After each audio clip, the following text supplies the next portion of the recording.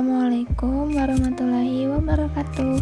Halo teman-teman, kenalin saya Anissa Risma Maulida dari jurusan Peternakan Fakultas Pertanian Universitas Mula Warman dengan NIM 20030560618. Jadi di video kali ini saya akan membahas mengenai kegiatan praktikum yang saya lakukan, yaitu mengidentifikasi morfologi, anatomi, dan fisiologi vertebrata. Morfologi merupakan cabang ilmu biologi yang mempelajari tentang struktur luar tubuh suatu organisme, sedangkan anatomi merupakan cabang ilmu biologi yang mempelajari tentang struktur dalam dan organisasi suatu organisme. Pengetahuan dasar mengenai anatomi memainkan peranan penting sebagai dasar dalam mempelajari penyakit, parasit, kelainan pada jaringan tubuh, sistematika, manajemen produksi, bahkan rekayasa genetika. Sedangkan fisiologi adalah salah satu cabang ilmu biologi yang mempelajari sifat dan cara kerja dari tubuh suatu organisme.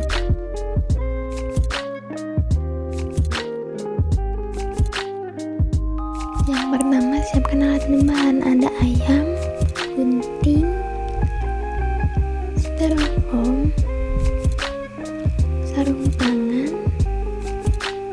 tisu, dan yang terakhir ada cutter. Sebelum melakukan pembedahan terhadap sampel, kita bisa mengidentifikasi morfologinya terlebih dahulu. Pertama, ada paru, berfungsi sebagai pengambil makanan.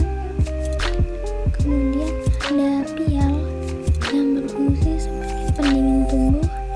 Ada mata sebagai indera penglihatan, telinga sebagai indera pendengaran, kemudian ada leher. Setelah itu ada sayap di bagian sisi kanan dan kiri, berfungsi sebagai alat penyeimbang saat bergerak. Kemudian di bagian tengah ada bagian dada. Kemudian di bagian bawah ada ceker dan taji, serta paha dan lutut. Biasanya morfologi ayam ditutupi oleh bulu yang terdiri atas kalamus, rasis, fesilum, kemudian cabang barbai. Kemudian di bagian belakang ada punggung. Setelah mengidentifikasi dan mengetahui morfologi dari sampel praktikum ini, saya akan membelah dari bagian dada hingga ke dekat anus untuk mengetahui anatomi dan fisiologi dari sampel yang saya pilih.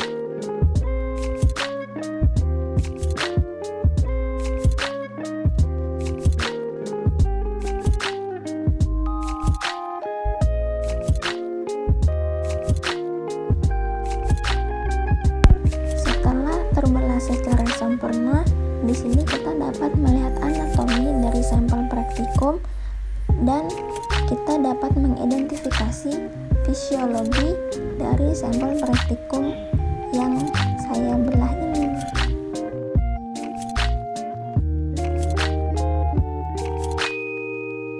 Step ekskresi pada ayam dimulai dari mulut yang terdiri atas paru yang berfungsi sebagai pengambil makanan dan lidah sebagai pendorong makanan agar mencapai ke esofagus dan dibantu oleh kelenjar saliva.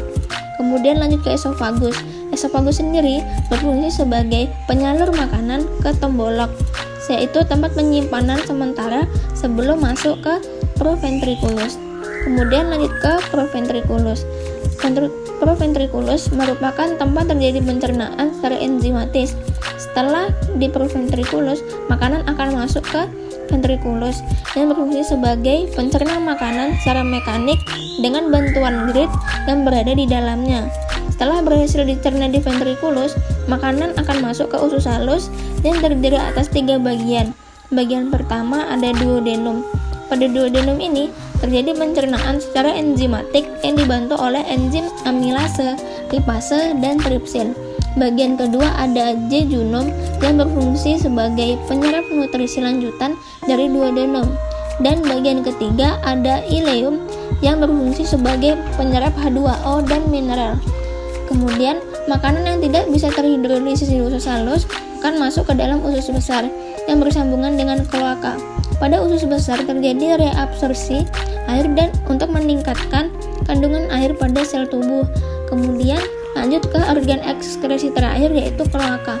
Kloaka di sini merupakan lubang pelepasan sisa digesti, urin dan muara saluran reproduksi. Sistem ekskresi dari sampel yang saya gunakan sebagai bahan praktikum ini terdapat organ aksesori atau organ tambahan yang memiliki hubungan dengan saluran pencernaan karena adanya suatu duktus atau saluran untuk mengekskresikan material dari organ tambahan ke saluran pencernaan.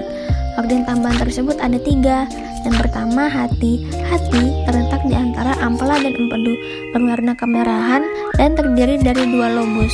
Hati mengeluarkan cairan berwarna hijau kekuningan yang memiliki peran dalam mengemulsikan lemak.